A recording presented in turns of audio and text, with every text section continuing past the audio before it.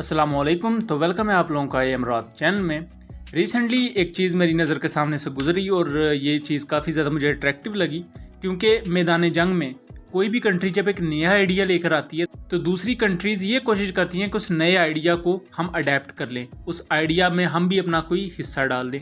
इसकी सिंपल सी मिसाल दूँ तो अगर इराक पर अमेरिका ने JDAMS बॉम्ब की बमबारी की तो पूरी दुनिया को पता लगा कि स्मार्ट बॉम्ब्स होने चाहिए, क्योंकि ये मिसाइल की निस्बत ज़्यादा छोटे होते हैं, ज़्यादा सस्ते होते हैं और मिसाइल की तरह ही काफ़ी दूर तक मार भी कर लेते हैं। इसलिए दुनिया के बाकी कंट्रीज़ ने भी लेज़र गाइडेड बॉम्ब्स और JDAMS की तरह दूसरे GPS गाइडेड बॉम्ब बनाने शुरू कर दिए।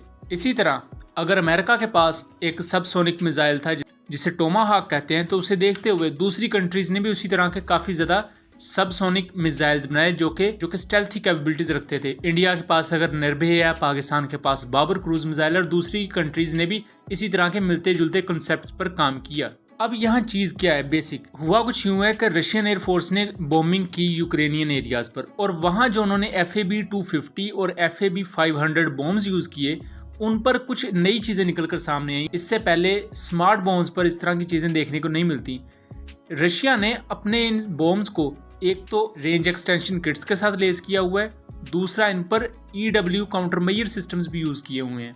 इससे पहले इलेक्ट्रॉनिक वॉरफेयर सिस्टम्स के लिए हम पोर्ट्स यूज़ करते हैं या मुख्तलिफ इलेक्ट्रॉनिक वॉरफेयर के काउंटर मेजर्स ज़्यादा एक्सपेंसिव मिसाइल्स में यूज़ होते हैं, लेकिन रशिया ने अपने इन FAB-250 and FAB-500 smart bombs पर भी एक छोटे पैमाने पर इलेक्ट्रॉनिक वॉरफेयर के काउंटर मेजर सिस्टम्स को ऐड किया हुआ है।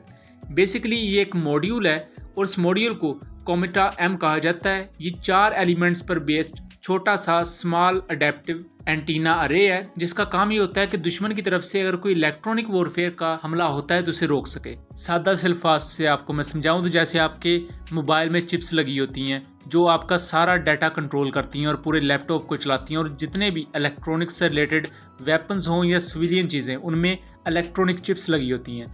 तो रशिया ने क्या काम किया है कि पहले तो वो सिंपल FAB-200 और FAB-500 अनगाइडेड बॉम्ब्स को यूज़ करते थे। बाद में उन्होंने अपने मुल्क में तैयार करदा एक रेंज एक्सटेंशन किट लगाई और इसे आप रशिया का JDAM कह सकते हैं।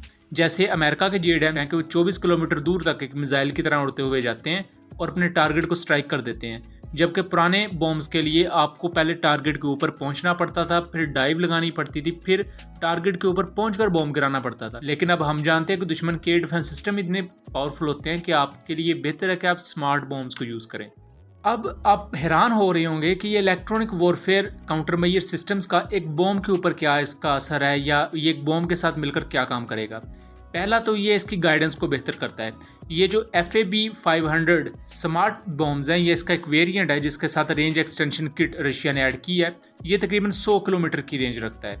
दूसरा, रशिया ये कहता है कि ये कोमेटा M सिस्टम ना सिर्फ इसको anti electronic warfare capabilities provide करता है, दूसरी तरफ इसके टारगेटिंग सिस्टम्स को भी बेहतर करता है। इससे पहले अमेरिका ने स्मॉल डायमीटर बॉम्ब्स प्रोवाइड किए थे यूक्रेन को, लेकिन रशिया के short range air defence system ने उनमें से कुछ स्मार्ट बॉम्ब्स को भी शूट डाउन किया।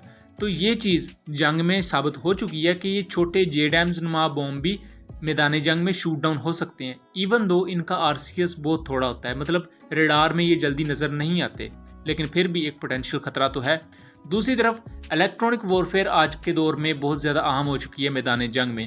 इवन ज़माना अमन में भी कंट्रीज़ अपने सर्विलेंस रेडार्स को, इलेक्ट्रॉनिक वॉरफेयर से रिलेटेड इक्विपमेंट को तैयार रखते हैं किसी भी किस्म की हंगामी सूरत हाल से निपटने के लिए। ये चीज़ पाकिस्तान एयरफोर्स को ज़रूर अडेप्ट करनी चाहिए। पाकिस्तान के पास अल्हम्दुलिल्लाह पहले से ही स्मार्ट वेपन्स मौजूद हैं और पाकिस्तानी स्मार्ट वेपन्स को इवन दूसरी कंट्रीज़ भी यूज़ करती हैं। पाकिस्तान के अगर लेज़र गाइडेड बॉम्ब्स की बात की जाए तो उन्हें म्यांमार यूज़ करता है, उसके अलावा नाइजीरिया यूज़ करता है, और मुस्तकबिल में इनके खरीदार अज़रबैजान और मुख्तलिफ दूसरे कंट्रीज़ हो सकते हैं। उसके अलावा पाकिस्तान तकबीर और अज़्ब जैसे बॉम्ब्स को यूज़ करता है और इनके मुख्तलिफ वेरिएंट्स हैं जिनकी रेंज 50 किलोमीटर से लेकर 150 या 200 किलोमीटर तक मौजूद है। ये smart weapons range extension kits के साथ आते हैं और उसके अलावा ये GPS यानी कि सैटेलाइट नेविगेशन और इनर्शियल नेविगेशन सिस्टम को यूज़ करते हैं। अगर इन पर रशियन बॉम्ब की तरह ही छोटे पैमाने पर ही सही लेकिन electronic warfare counter measure systems को यूज़ किया जा सके तो ना सिर्फ इनकी टारगेट को तबाह करने की सलाहियत पहले से ज़्यादा बेहतर होगी, बल्कि इन्हें एंटी रेडिएशन मिशंस में भी यूज़ किया जा सकेगा। जैसे anti radiation missiles air defence system को तबाह करने के लिए यूज़ होते हैं, इस काम के लिए JDAMs या जैसे पाकिस्तान के पास तकबीर बॉम्ब है, इन्हें भी यूज़ किया जाता है। लेकिन अगर उन पर electronic warfare counter measure systems भी ऐड कर दिए जाएँ तो फिर सोचिए कि उनको ना सिर्फ दुश्मन का इलेक्ट्रॉनिक वॉरफेयर सिस्टम भी नहीं रोक पाएगा, बल्कि वो बेहतर तरीके से इवन पैसिव मोड में जाके भी दुश्मन के हाई वैल्यू टारगेट्स को तबाह कर सकते हैं। सो ये था एक एनालिसिस। उम्मीद करता हूँ चीज़ें क्लियर रही होंगी। मिलेंगे अगली वीडियो में, तब तक के लिए अल्लाह हाफिज़।